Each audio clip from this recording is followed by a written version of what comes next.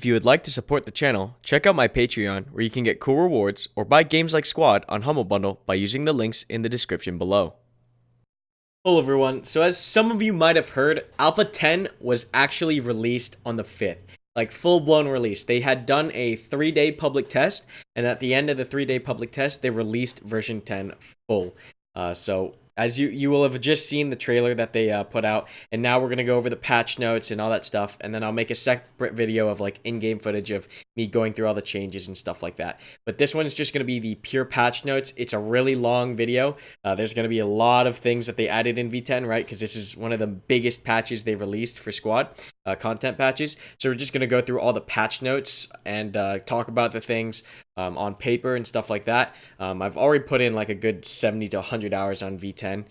So I've already played with a lot of these changes, but this is just, I guess, me going over everything that they added in the notes and just talking about them. So first off, the biggest thing is vaulting and climbing, right? Everyone was waiting for those new animations, right? The vaulting and climbing. This has completely changed gameplay, simply because you're able to get over certain barriers that you weren't able to get over before, and it opens up certain parts of the map that were previously unavailable, like getting on top of certain roofs, on top of certain buildings, getting over certain walls to flank and stuff like that. It's just incredibly like mind-blowing how much of the map opens up with vaulting and climbing, because you're no longer just walled into certain areas. So it's just really cool as players get used to it. We haven't really seen it be too crazy in a defense scenario, though people are doing things like vaulting over people's head and then over the wall to get over really large walls. So it's going to be interesting to see how defenders kind of set up their defenses now that walls are not guaranteed to keep people out, and how they set their fob placements. Free look was added. It's default left alt. I personally don't like that keybind. I use my mouse button keybind, so I can use my mouse and hold down the button to look left and right, and it just feels very natural. When I was on left alt, I didn't feel like I was using it too much, but the second I put it on my thumb mouse button, I was using it a lot more. So free looks really cool, especially like when you're reloading or doing something where you need to keep your gun looking a certain way, or you're already you want to multitask or something. Free look has been very useful in that situational awareness while keeping your player looking the same way. So it's pretty cool to use. It's nothing too crazy, I would say, at this point. We haven't really seen it become too game breaking or anything like that, but it's a very nice immersive feature and allows you to do certain things that you previously weren't able to do, like as you're reloading, check your left and right and stuff like that, or as you're bandaging, stuff like that. Crouch sprinting was added. This is pretty important. It lets you move not as fast as a standing sprint, but faster than a crouch walk. So it's a really cool mobility change that they added, and it's I use it a lot, especially on some of the low walls. You can really get around fast and safely with the crouch sprint. Transitions to and from prone have been lengthened to much more realistic levels. So when you go up and down from prone to standing, there's like a midway where you like drop to your knee and you push yourself off the ground and stuff like that. So it's completely eliminated drop shotting. It's pretty much impossible to do at this point. You still see a lot of players in squad struggling with that drop shot and trying to get out of that bad habit, but this is such a good change because it completely eliminates the Call of Duty drop shot. And as players get used to that, you'll see that fade more and more out. So it's really cool that they added this because it really did address a very important combat mechanic, which was the drop shot. You can now lean while in prone. I used this for the first time today. I didn't use it before, but it's pretty interesting. So it's cool to use because I did it behind a tree, and you lean a lot further out on left or right because you're moving your entire body, as it says. So you can actually get a lot of different angles just from prone and leaning left and right. So it's a pretty unique thing.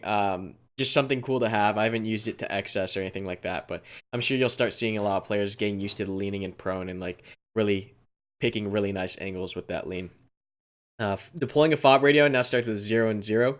This came with the logistical change, which we'll talk about later as we get to it.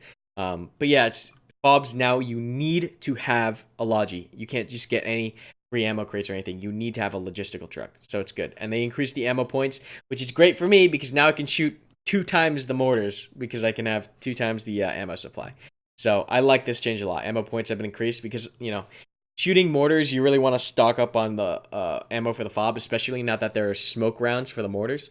So it's cool to see this increase to 2,000 from 1,000. Logistical trucks. So I'm just going to dumb this down real fast. You can now choose what kind of supplies you want to carry in your truck, whether it's all ammo or all structure building or 50-50. You can now choose, or any kind of mixture. You can now choose exactly how much points you want to bring. And I'll make a video on how that works, because I know a lot of people get confused with how the logistical trucks work now. So I got a video on that coming out soon as well. So yeah, I'll talk about all the logistical truck changes and how to use the new trucks in a later video, but that's generally the change dumbed down for you guys, the Logi change. Let's see. You can also pick up supplies from a fob and redistribute it, which is awesome, because you can, pick up any... If you're playing Invasion and you're, moving down that linear objective path, you can pick up all the supplies at one fob and just keep going to the next one, and it's just really cool to see. So the number of deployable assets have received a reduction in costs, because this ties in with the Logi changes. So a lot of these things cost less because you're getting less initial resources.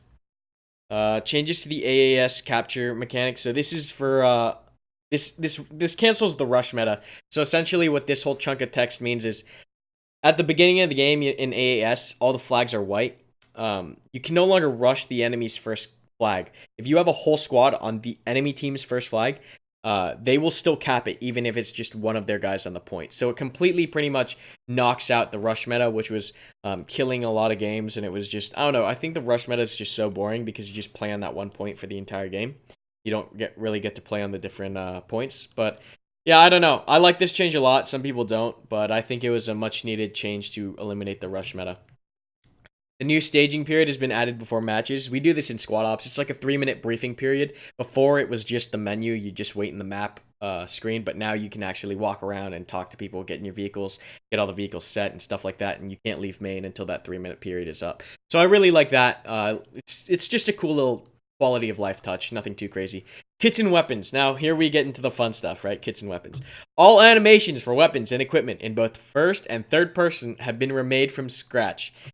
Awesome, clean, just awesome animations. Just completely mind-blowing. It's so immersive. It's just so clean. It feels like a AAA title. It's just, it changes the whole feel of the game, just watching these new animations. Not even the weapon animations, but like the climbing and the vaulting animations and all that. It's incredibly immersive. Instead of like the jump crouch nonsense people used to do, or like the drop shotting, it's changed the feel of the game so much. Weapon handling in general has been completely overhauled. They increased the excuse me, they increased the amount of recoil, sway, and weapon movement. They fixed that too.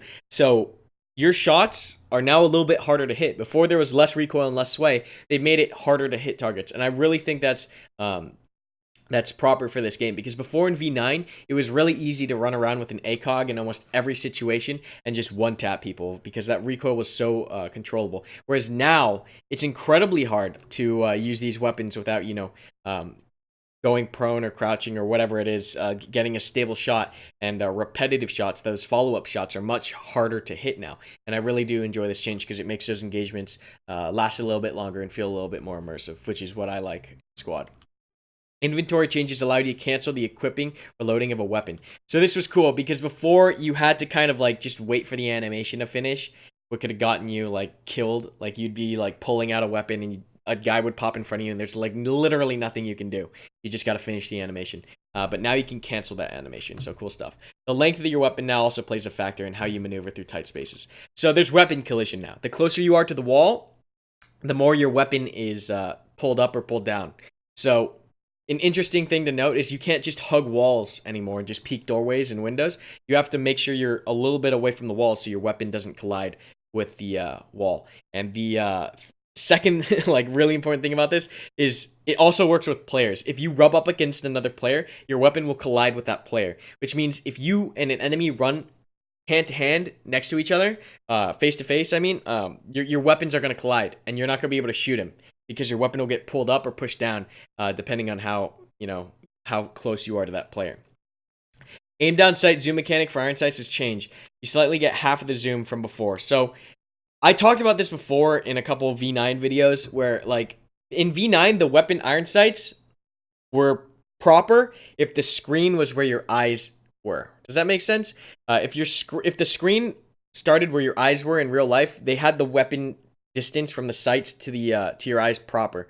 But the difference is in the video game world, you have an extra foot from the monitor to your eyeball, right? So you're essentially doubling that length, which means that those iron sights were extremely small because Squad did in V9 didn't account for that.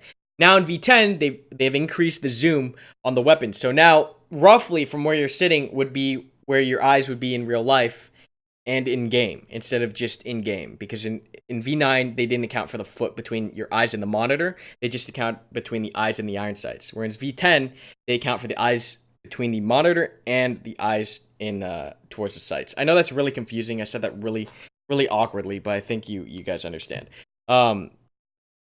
Yeah. So they also tweaked focus a little bit. It's a little bit more responsive, which is good.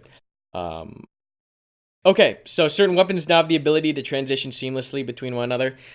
This is just like the UGLs and the RPGs.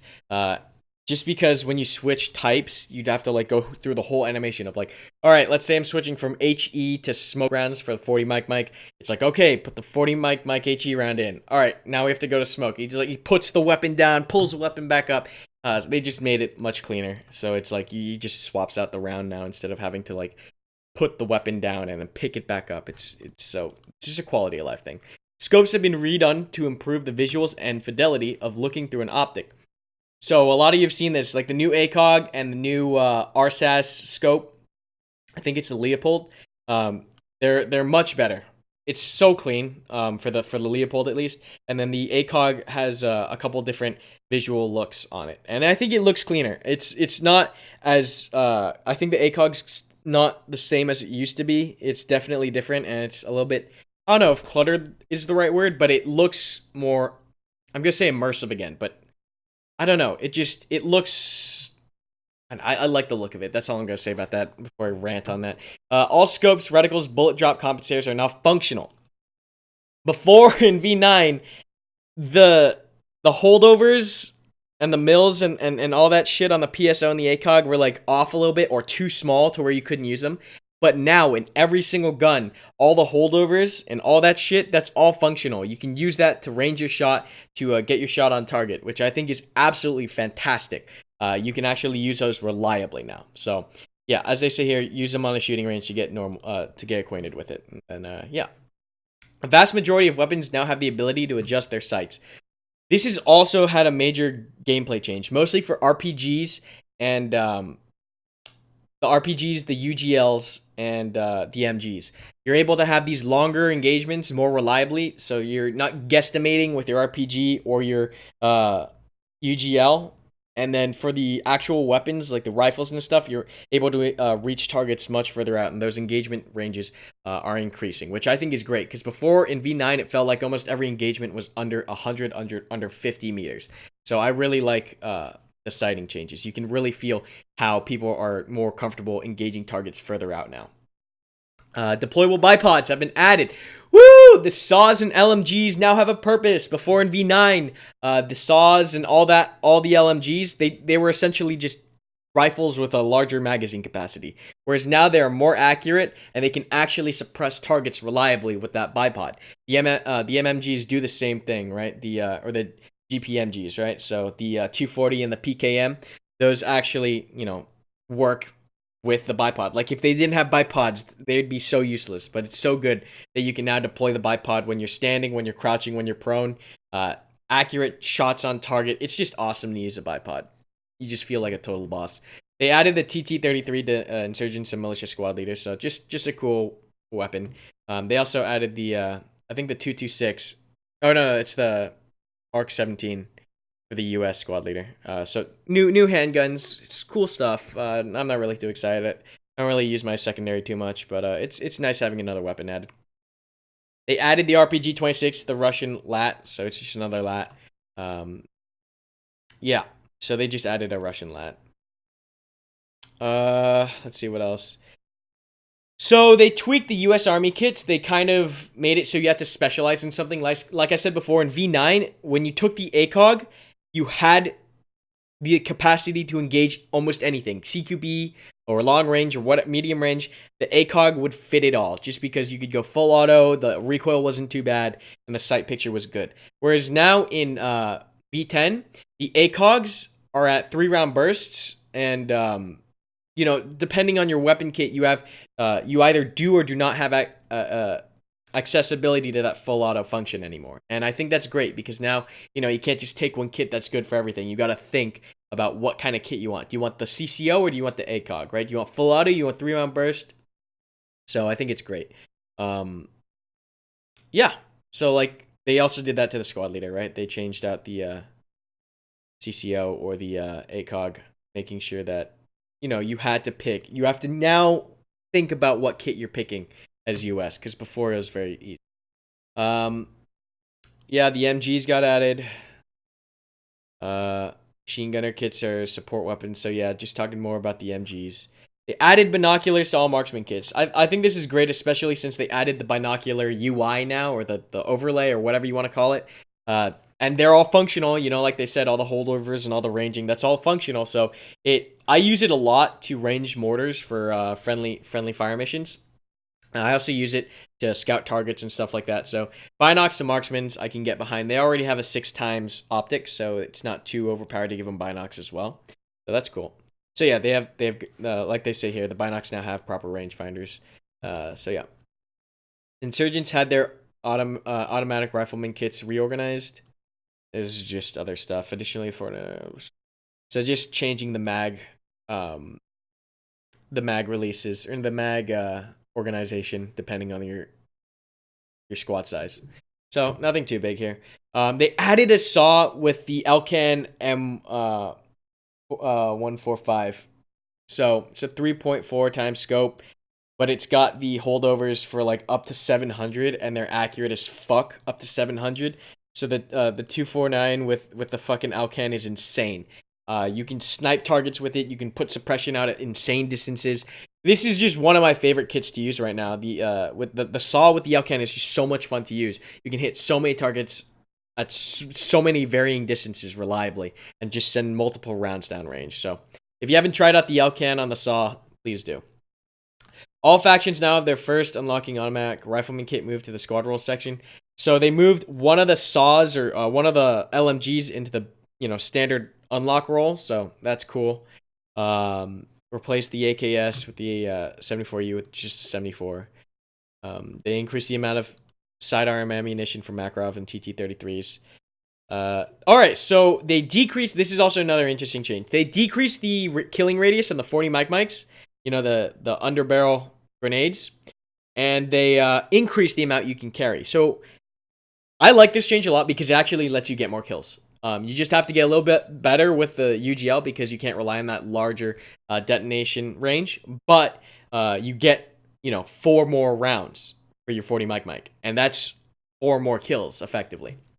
So I like this change a lot. It just, reinforces that, you need some skill to be effective with these kits, which is good. Militia Grenadier Kit now uses an AK-74 with a GP-25 instead of using the AKM. It's a small change. Insurgents now get a Grenadier Kit. This is a huge thing. Before, Insurgents never had GLs. Now they actually do, especially with the ranging. You can, I haven't seen anyone do it yet, but you can range to the UGLs for 200 meters indirect, which is like a mini mortar. So, I don't know, it's cool. I don't know, this gives Insurgents some more capacity to fight back at longer ranges, especially since they're overpowered by optics usually. So the Grenadier Kit kind of evens that even more. But I think that's cool. The US Grenadier Kit now is iron sights instead of red dot. Yeah, the US Grenadier in V9 was so overpowered because you got the CCO, you got the underbarrel grenade launcher, and then you got the recoil reduction because of the UGL. So some people don't know, but the underbarrel grenade launcher actually reduces your recoil.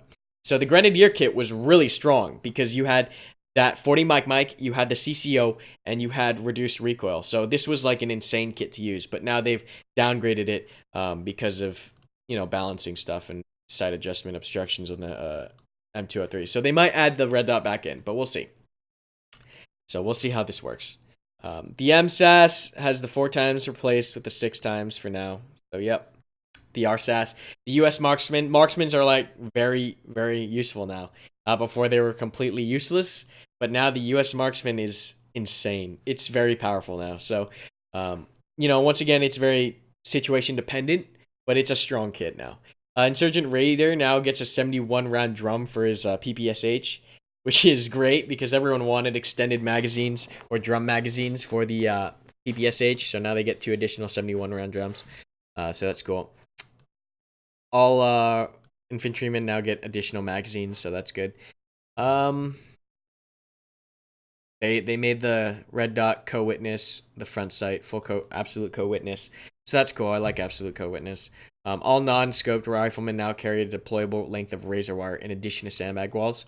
I haven't really seen this be used too much, but it's cool to have, giving standard riflemen more utility. I'm still waiting for non-scoped riflemen to get ammo bags. I'm still waiting for that because that needs to happen. OWI, please give me ammo bags for non-scoped riflemen, please. All belt fat weapons have a properly disintegrating belt. This is just a visual thing. But yeah, so moving on to vehicles. A lot of, like I said, this is going to be a semi-long video. There's so many changes here. Entering or exiting vehicles and switching seats inside vehicles is no longer instant. That's the entirety of this little paragraph. So essentially, you can't solo vehicles reliably anymore because there's a delay from when you drive and when you can shoot. And that delay is all it needs to give the enemy an advantage. So it's now almost impossible to effectively single man a vehicle. You can still do it if you need to, but it's incredibly hard to counter or to counter engage when you get tagged on first and you're soloing a vehicle now, because that swap is not instant. By the time you swap, you've taken too much damage to reliably engage. They've added Coax machine guns to the BTRs, MTLBs, and the BRDM. I think it's a 7.62 Coax machine gun. Yeah, the PKT. And it's cool. It gives you more ammo to deal with other things, and it's just fun to use. It's just fun to use. I don't know. It's just another tool for these vehicles, and it's great. So I enjoy it. I use it a lot. The 30mm guns now have access to HE rounds, and it shoots as a burst. So I think it's a 4 to 6 round burst. I can't remember. But the 30mm now shoots 4 to 6 rounds in a burst. And yeah, the fucking high explosive rounds are just disgusting. You can chew up so many infantry with this. Because before in V9, the 30mm only had the AP rounds, and that rate of fire was so slow, you could easily get overwhelmed with infantry. But now with the 4 to 6 round burst, it has a higher rate of fire, and you have HE rounds to shred multiple groups of infantry. So it's just insanely awesome to witness. It's just the sound and everything. It's fucking amazing. The BTR, MTLB, the BRDM, and strikers now have smoke launchers. This allows for a lot more outplay when using vehicles. It's no longer like, ha, I see you first and you're dead now. It's now the smoke allows for some form of counterplay. It also allows you to do really cheeky stuff like that striker rush that we did on Belaya for the last V10 playtest, where we just smoke rushed with the strikers every single point. And that's awesome, right? You load up everyone to the 4 strikers and you just push a point, pop smoke, everyone dismounts and clears the buildings. So that was really cool. But yeah, the smoke launchers on the vehicles are cinematic as fuck. All MTLB variants have been buffed. So they now have the same HP as a BTR. BTR takes about 3 lat shits. The BTR now takes about 3 lat shots to kill. So the MTLB now takes 3 lat shots to kill as well. Temporary change. I'm not sure what they're going to do with it in the future. All 14.5 turrets now have an elevation range from -5 to +60. So they buffed it to where your elevation is you're now able to aim higher and lower depending on where you are, right? Before, like, it would get really annoying if someone was below your depression and you can't move the turret far enough down or far enough up. So they buffed all the 14.5 guns to where you can aim a little bit further, actually quite a bit further up, and just a little bit further down. So cool stuff here. Cool little quality of life change. The BTRs now have commander seats just like the BRDM. So yeah, just like the BRDM. So you have a periscope and stuff like that. So it's really cool to see how you can now 3-man a vehicle effectively with another spotter in your vehicle. The Rocket Arty Techie has been buffed. So you might be seeing some more Rocket Arty videos coming back. When the Rocket Techie first came out, I went insane with that shit. I played with the Rocket Techies every single game. And it was just awesome to see like 2 Rocket Techies at the same time just dumping their payload. And then mortars came out and I swapped to mortars. But seeing how rocket techies got buffed, you might start seeing these come back in some of my videos, because they're really fun and crazy to watch. But yeah, their wounding radius has been increased slightly, so that damage radius has been increased. And then the rearming has been cut in half. So this is really important because before, the issue with the rocket arty techie is that it took a ton of ammo to resupply, and it was just not doing enough damage. But they buffed the damage and they've decreased the rearmament by half. That's important. And then they also decreased the respawn from 15 to 4 minutes. So I don't know. These could be pretty cool to see in the future because they got a pretty big buff. SBG techies got a reduced spawn time, so yeah, that makes sense. The logistic variant in color. Logistics variant in civilian colors on certain maps. Yeah, so they just changed the color of the trucks. Nothing crazy. The MTLB. Oh yes, the ZU-23 anti-aircraft gun. I love this thing. This thing sounds crazy. It's hard to aim right now because you don't get a scope or any reticle or anything. You just gotta like guesstimate and then work from there. But damn, does this thing make noise. God damn, does this thing make noise. Like, the ZU-23 is so much fun to use. Just because of the sound. I mean, it's like the 30mm burst, right? It's just intimidating as fuck. So, I can't wait to use this again. Because the ZU-23 is just awesome. And, you know, helicopters aren't even in yet. So, using these to shoot down helicopters is going to be great. It's just going to be crazy. And then the insurgents get a Ural that has a ZU-23 on the back. So, really cool stuff. Deployables. ZU-23 deployable. Right, it's that 23mm twin-barreled AA gun. SPGs now get heat rounds and frag rounds. So, you get a little bit more punch against infantry with frag rounds. So instead of just targeting armor, you can now hit infantry reliably with the frag rounds. Mortars have access to smoke. Yes, I've been waiting for this forever. You guys know how much I love indirect fire, right? So now I can support with smoke screens too. Instead of just, you know, shelling the shit out of a point, I can now effectively smoke screen too. So this is awesome. Very cinematic. I love using these. Immersive. It's just so cool. It's just so cool. Seeing the smokes pop and drop, and then just spreading them out and watching infantry push through. Oh god, dude. Straight out of a movie. So we're going to talk about mapping here. They added the new Belaya map, which is that first snow map, which is really cool.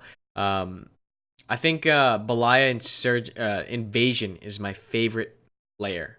I think it's Invasion 1, where it's US versus Russia. God, that's so much fun. So make sure you get around to play Belaya Invasion 1. We do have a Invasion only server up now for Squad Ops. So for Squad Ops, we now have two servers. We have the SquadOps.gg whitelist, which is a normal server rotation. And then we have the SquadOps.gg Invasion 24/7, which I'm going to be on a lot because I love Invasion. Narva has been expanded, doubling the playable area and adding 7 new cap zones. So Narva got a really big extension. So it's going to see a lot of play as well. It's just becoming a much bigger map. I still think like a lot of the maps that have a lot of windows are I don't know how I feel exactly right now because you can't take down buildings. It's really hard to get people out of buildings right now. So, I don't know. I feel like there's a little too many windows on certain maps, but I don't know. Narva's a fun map every now and then. It's definitely fun to play. Logar is getting updated by replacing about 40% of the buildings with 2 story and larger internal space structures. I have yet to see the new Logar Valley, actually, so I would like to see this soon. I don't really have anything to comment on this, but I will say less buildings and more bigger buildings, that sounds like a welcome change to me. Because before, it's just like small compound after small compound after small compound, and it's just CQB, CQB, CQB, just repetitively just drilled into your head. Whereas now you have to plan and take larger areas or larger compounds. I think that'd be really fun. So, don't really know, haven't really played Logar Valley yet, but we'll see. Shooting range, they just did a whole bunch of stuff on the shooting range. Go ahead and check it out. I don't really want to touch into this because it's just kind of useless. And then bug fixes, UI fixes, and stuff like that. They changed the M4 sounds. Everything else is okay, I guess.